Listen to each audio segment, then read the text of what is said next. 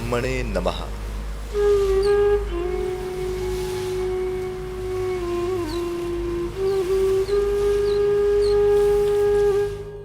पुराणों के अनुसार इस सृष्टि के सृजनकर्ता हैं आदिदेव श्री ब्रह्मदेव। ब्रह्मा जी को स्वयंभू भी कहा जाता है और ब्रह्मा जी को ही सभी वेदों का निर्माता भी कहा जाता है।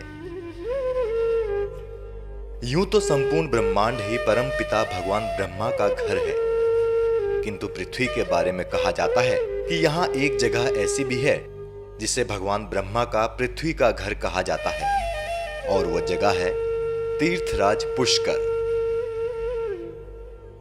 राजस्थान की अरावली की पहाड़ियों के बीचों बीच बसा पुष्कर एक खूबसूरत शहर है।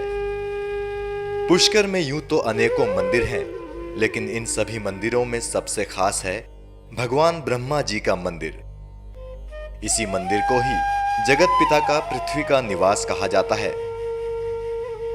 एनएमएफ न्यूज भी भगवान ब्रह्मा के इस पवित्र धरती के दर्शन आपको कराने के लिए पुष्कर पहुंचा। अजमेर से महज 14 किलोमीटर दूर स्थित पुष्कर तक पहुंचने से पहले हमें अरावली की पहाड़ियों की खूबसूरती को करीब से देखने का मौका मिला। हजारों सालों से यहाँ खड़ी ये पहाड़ियां गवाह हैं राजस्थान के समृद्ध और गौरवशाली इतिहास की। अरावली की पहाड़ियों के बीच बने इन्हीं रास्तों से होकर हम पहुंचे राजस्थान के देवालय पुष्कर, जहां राजस्थानी संस्कृति और राजस्थानी कला के रंग वातावरण में हर तरफ फैले हुए थे। हर सड़क, हर गली मानो राजस्थान के अतीत की सभ्यता की गौरव गाथा सुना रही हो। इन्हीं गलियों से होकर हम उस जगह पहुंचे जिसे राजस्थान का सबसे बड़ा और पवित्र तीर्थस्थल कहा जाता है, पुष्कर सरोवर। कहा जाता है कि भगवान ब्रह्मा ने सृष्टि का निर्माण इसी जगह से ही करना शुरू किया था।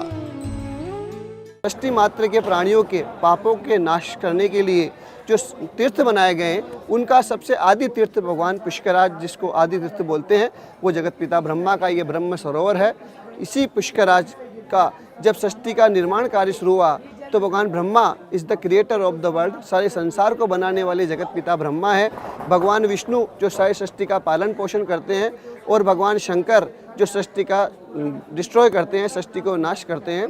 उन्हीं क्रम के अनुसार जब भगवान ब्रह्मा से कहा गया कि आप सृष्टि का निर्माण करो, तो भगवान ब्रह्मा ने अपने ब्रह्मलोक से कमल का पुष्प गिराया और कहा जहाँ भी जाकर ये सृष्टि ये गिरेगा वहीं पे मैं अपना सृष्टि का निर्माण कार्य शुरू करूँगा। तो जगत पिता ब्रह्मा के द्वारा गिराया गया कमल का पुष्प ब्रह्मांड के 3 प्रदक्षिणा लगाता हुआ यहाँ आके गिरता है। उसके गिरने से सप्त पाताल छेदन होकर अंदर से जल निकलता है, जिसका नाम पड़ता है पुष्कर। कहा जाता है कि भगवान ब्रह्मा को श्राप है कि पृथ्वीलोक पर कहीं भी भगवान ब्रह्मा की पूजा नहीं की जा सकेगी, और ये श्राप किसी और ने नहीं, स्वयं भगवान ब्रह्मा की पत्नी देवी सावित्री ने दिया था। जगत पिता ब्रह्मा ने जब यहाँ सृष्टि का निर्माण किया, निर्माण करने के बाद में 10,000 साल तक यहाँ बैठकर तपस्या करी। तपस्या करने के बाद में अपने शरीर में से सारे देवताओं को, जीव जंतु पशु पक्षी मानव सबको उत्पन्न करने के बाद में जगत पिता ब्रह्मा ने यहाँ बैठ कर यज्ञ का आयोजन किया। कहा कि हम यहाँ बैठ कर यज्ञ करेंगे। यज्ञ करने के लिए जब उनकी ब्रह्मा के 2 पत्नी होती है, पहली पत्नी होती है माता सावित्री, दूसरी पत्नी होती है वेद माता गायत्री। तो पहली पत्नी समय पे उपस्थित नहीं हुई, तो उन्होंने दूसरी पत्नी वेद माता गायत्री को अपने पास में बैठाया और यज्ञ शुरू हुआ। यज्ञ जब शुरू हुआ था तो उसके बाद में भगवान ब्रह्मा का पहला पत्नी आती है और अपने पति के संग में दूसरी औरत को देखकर उनको क्रोध आता है, और क्रोध के भर के जगत पिता ब्रह्मा जी को श्राप देती है, हे जगत पिता ब्रह्मा, आप सृष्टि को बनाने वाले हैं, सारे नियम आपने बनाए हैं, और आप यदि नियमों को तोड़ेंगे कि एक पत्नी के होते हुए आपने दूसरी पत्नी को बैठाया, तो मैं आपको श्राप देती हूँ कि आपका संसार में कहीं मंदिर नहीं होगा, पूरे संसार में आप अपूज्य माने जाओगे। पुष्कर स्थित ब्रह्मा मंदिर में भगवान के दर्शन के लिए देश ही नहीं अपितु विदेशों से भी बड़ी संख्या में श्रद्धालु आते हैं, और कहा जाता है कि एक बार भगवान श्री राम भी पुष्कर यात्रा पर आए थे। इसी जल के लिए यहाँ लाखों आदमी आते हैं, स्नान के लिए आते हैं, दर्शन के लिए आते हैं, पितरों का अपने पिंडदान श्राद्ध तर्पण करने आते हैं। त्रेता युग में भगवान राम स्वयं अपने पिता दशरथ जी का यहाँ श्राद्ध करने पधारे थे। पद्म पुराण के षष्ठी खंड में इस चीज़ का पूरा वर्णन है। जब भगवान राम यहाँ अपने पिता दशरथ जी का श्राद्ध पिंडदान कर रहे थे तो उस समय माता सीता उनके बाजू में बैठी थी। वो उठ के अचानक वहाँ से चली जाती है तो भगवान राम उनसे थोड़ा रुष्ट होते हैं कि हे आप यहाँ मेरे पितरों का श्राद्ध हो रहा है, आप यहाँ उठ के क्यों जा रही हो। तो उन्होंने कहा कि आपको जो है श्राद्ध कराने वाले ब्राह्मण जिनको आप भोजन करा रहे हो ये आपको ब्राह्मण नज़र आ रहे हैं, लेकिन मुझे तो इनमें मेरे आपके पूर्वज नज़र आ रहे हैं। राजा दशरथ नज़र आ रहे हैं, राजा रघु नज़र आ रहे हैं, राजा सगर नज़र आ रहे हैं। तो इसलिए मैं उनके सामने कैसे बैठी रहती। ये इस चीज़ का पूरा वर्णन षष्ठी खंड में पद्म पुराण में पूरा उपलब्ध है।